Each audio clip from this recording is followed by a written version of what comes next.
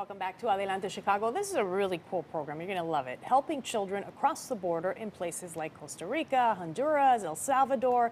It's a young nonprofit that has been making a difference for about 5 years now. The goal is to give kids the basic tools that they would need to get an education going. And joining us now to tell us about this is Jose Perez. He is the founder of a program known as We've Got Your Back. Very fitting. Thank you so much for coming in. Thank you. This is great. Our producer met you out and she thought, I got to get this guy in here to talk about this. You. So thank you to her as well for having you in here. Okay, so let's get it started. Sort of tell me the backstory, how and why you decided to start this program. Well, thank you. On 2010, there was a devastating earthquake in Haiti. So I was visiting my country, the Dominican Republic, and at the very same time, my uncle told me, why don't we go and cross the border and help the people in Haiti? So I got a group of friends from Chicago. We put some couple of $1,000 together and got rice, beans, food for them. So when I was there, it was just a life-changing moment for me. I saw the need, devastation, even the buildings, all the bodies. It was really ugly. So I was, in just 2 days, I was like, oh my God, I need to do something more. This is not enough. So then when I was leaving the country, right on the border, I saw this boy walking to school. He was on his way to school. So then I asked my translator, hey, can you tell him to give me his backpack? It was really beat up backpack.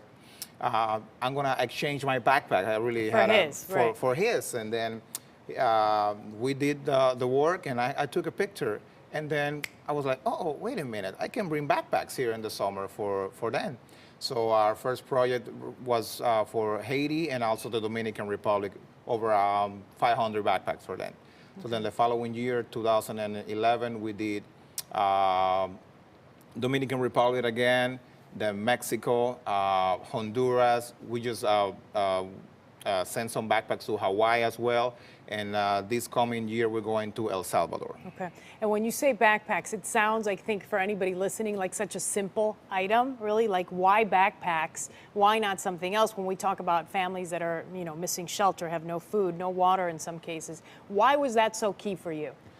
Well, trust me, one of the most powerful weapons is education. And a backpack, everything is about education. So for us, it's easy here in the U.S. to get a backpack and supplies. Yeah, it's no big deal, right? But trust me, a backpack in those countries is really expensive. A really good backpack that we provide, I like to take the High Sierra backpack to the kids. It's a really durable backpack.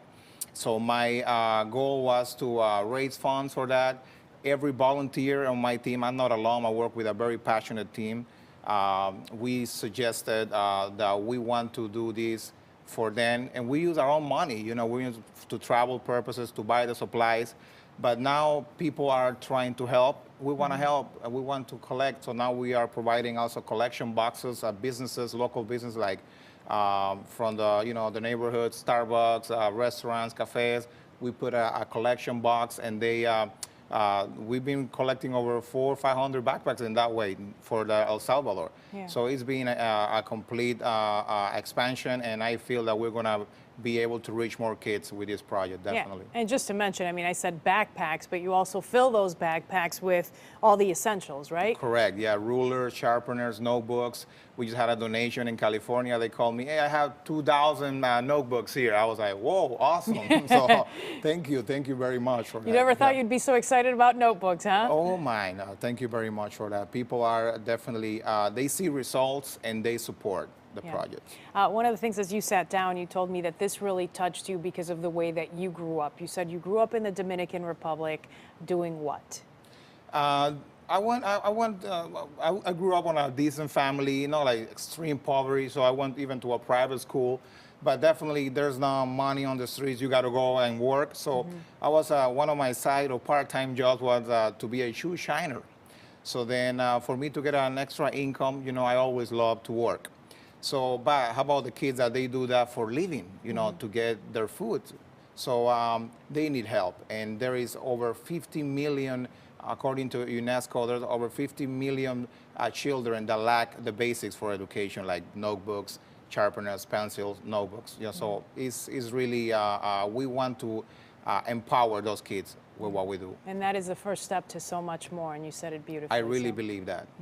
What's next, and what have you noticed? You said you're going to El Salvador next, so you drop off the backpacks, and how else are you able to help once you're there? We want to have a fun time also with You boys mentioned and about girls. movies, that here in the United States, every kid has seen the movie Frozen, right? Yeah. You go to El Salvador and not so much. I went to Honduras, and what I experienced there, I took my laptop and we had the movie Frozen, and the girls from that town, they had never watched that movie before. So now we're taking this projector and a screen, and we want to show the movies while we distribute the backpacks. So, and also we provide for them meals so they can have a fun moment kind of thing. All right, that's great. Along with the backpacks, of course. Let's get the information up on the screen. This is a great project. We've got a website that you can go to if you'd like some more of that. Again, he's coming to El Salvador next. There it is on your screen, WGYBACK, WGYBACK.org. You can get more info on there. Also, figure out a way to make donations. So hopefully people will listen up and help out. Thank you very much. Okay, thank you. Thank you.